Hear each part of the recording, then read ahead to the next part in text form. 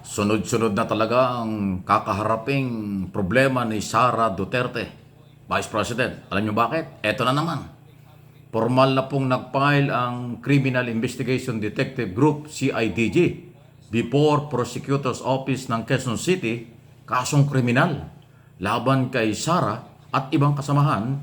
Kaugnay po ito nung marahas na paglipat kay Attorney Alex o Attorney Lopez doon po sa papuntang veterans. Galing veterans papunta ng St. Luke's, vice versa. Ay nagkaroon po pala ng harassment doon eh. Kaya ito, pakinggan nyo itong report na ito. Aba, yari talaga. Sampan na ng kasong kriminal sa Quezon City Prosecutor's Office ng PNP-CIDG laban kay Vice President Sara Duterte at iba pang tauhan nito sa Office of the Vice President. Ito ay para sa kasong paglabag sa direct assault, disobedience, and great coercion laban kay Vice President Duterte at iba pang akusado. Kaugnay sa umanay panarasit na ginawa sa isang PNP doctor in charge na kasagsagan ng satelitang paglilipat ng kustodiya ni OVP Chief of Staff Zuleika Lopez mula VNC patungo sa St. Luke's Medical Center. Wala pa nagiging pahayag si Vice President Sara Duterte ukol dito. Yan muna later. So ayan malinaw po. Meron palang pananakit at pananakot na ginawa ang kampo ni Sara Duterte o Vice President.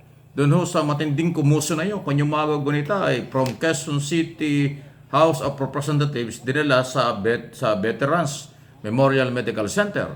After noon, dinala sa St. Luke's na hindi naman dapat ginawa dahil bawal po yun. Dahil kasi ang policy pala ng Kongreso, sa government hospital lang, dalhin at ipa-check up ang mga kinukontempt nila. Pinapakulong nila. Galing sa house, dinala sa veterans, ay mga sa veterans na, dinala sa St. Luke's. At nalipat lang yan sa veterans nung puntahan. At nagpadala ng order ang DILG at pinatupad ni General Torre ng CIDG na ilipat natin, ibalik natin sa veterans. Until now, nandoon po si Attorney Lopez, ang Chief of Staff ni Vice President Duterte.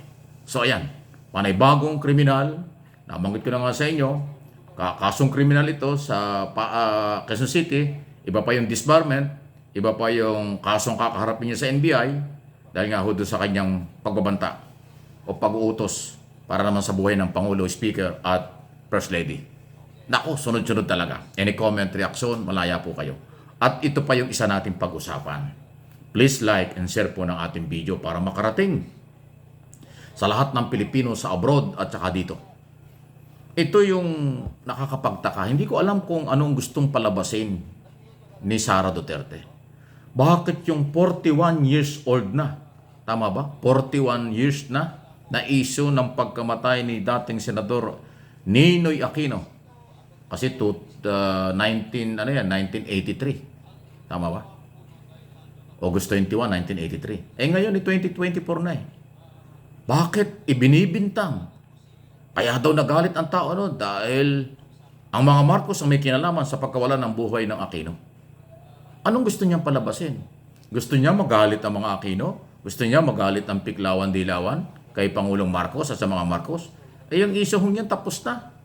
2 term ng tiga-6 na taon naghawak ang mga Aquino. Dating Pangulong Cory Aquino, pasintabi na. Dating Pangulong Noynoy Aquino, mag-ina, parehong nasa kabilang buhay. Sila ay naging presidente, hindi naman nila pinakailaman yung kasong yan. At tinanggap nila kung ano nangyari. Nasa isip nila kung sinong nasa likod. Ay anong ibig sabihin at bakit binubuhay ni Sara Duterte? Pinapalabas niya masama ang mga Marcos. Okay? Hindi ho yan katanggap-tanggap. Akala ba ni Sara Duterte itong kanyang ginagawang ito na mabanggit ang pangalang Ninoy ay yung mga makadilawan, Piklawan, Dilawan ang tawagin, makukuha niya ang sympathy o suporta sa kanyang pinaglalaban?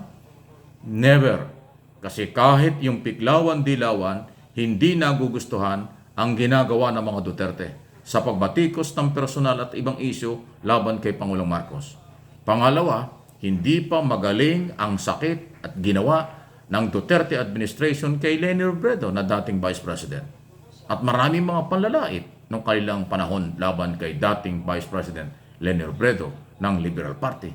So kahit anong gawin ni Sara Duterte, kung ang kanyang layunin sa aking opinion at tanong ay makakuha ng sympathy o suporta sa Piglawan, Dilawan at mga Aquino laban kay Pangulong Marcos Jr., malabo po yan. Nandadamay lang siya. Kaya ay nakakapagtaka eh. Napakasakit na ang ginawa niya sa mga Marcos at Marcos loyalists na nagbangta siya na hukayin ang labi ng dating Pangulong Ferdinand Marcos Sr. sa libingan ng mga bayani at kanya daw dadali tatapon sa West Philippine Sea. Napakasakit nun. Hindi niya binabawi yun. Pinaninindigan niya. Hindi niya pinagsisihan. Pagkatapos ito, na siya iniimbestigahan sa kanyang confidential pa na hindi maipaliwanag kung saan dinala ang napakalaking pera. 612.5 million, tinatanong lang, nagwawala pa. At pinagbantaan pa at may inutusan na siya para kunin ang buhay ng Pangulo, Speaker at saka First Lady. Di ba sunod-sunod po? Sunod-sunod. At may mga malulutong pang murang kasinlutong ng piatos. Ganyan ang ginagawa ni Sara. So sa tingin ninyo, makakakuha siya ng suporta sa matitinong Pilipino? Sa tingin niyo, makakakuha siya ng suporta sa mga Pilipino? Palagay ko, kung matino ka, paano ka sasama dyan? Kung mahal mo ang bansang ito, bakit ka sasama sa kanila?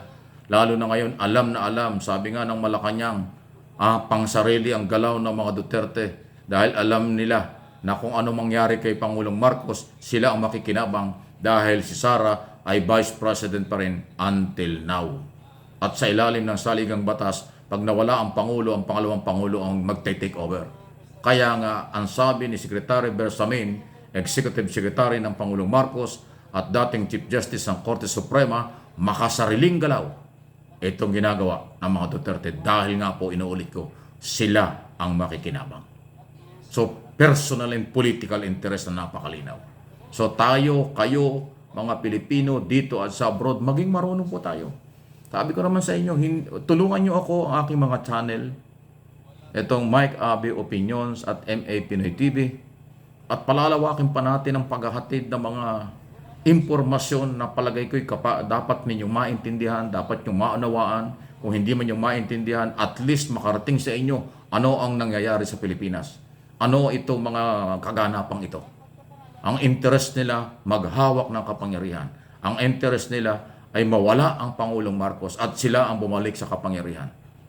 At maghihiganti sila sa, hindi mo malaman kung bakit sila nagagalit. Nag-umpisa ito sa pera ng bayang itinatanong kung paano ginastos na lahat ng paliwanag ng kailang mga staff hindi ka tanggap-tanggap. Nagkakasakit sila. Nahihilo na hospital, dalawa na hospital. Attorney Lopez at saka Gina Acosta. Si Lopez ay Chief of Staff ng Office of the Vice President. Si Gina Acosta, Office of the Vice President, siya yung nag-iingkas ng nakakalulang milyon-milyon, kalahating bilyong piso. Pagkatapos niyang maingkas ang 125 million 4 na beses, ibinibigay lang sa mga militaring kaalyado nila at yun daw ang utos ng Vice President, ng kanyang principal, at pagkatapos nun, hindi niya alam kung saan napunta. Yun lang ang tinatanong. Kasi yan, tax money. Pera ng mamamayang Pilipino. People's money. Pero ang kanyang tugon, mapikon, magalit, magmura, at mag-utos pang gawa ng masama ang Pangulo. Paano mo sasamahan yan? Again, kung matino ka na Pilipino, hindi ka sasama dyan. Pag naniwala ka sa kanyang makagalaw, siguro kasama ka rin ng kailang mga plano na gustong maghawak lang ng kapangyarihan. Yan ang aking opinion. Naku, ikalat natin ang lahat ng pinag-uusapan dito para makarating sa kanila ang lahat ng mga dapat nilang malaman. Please like and share.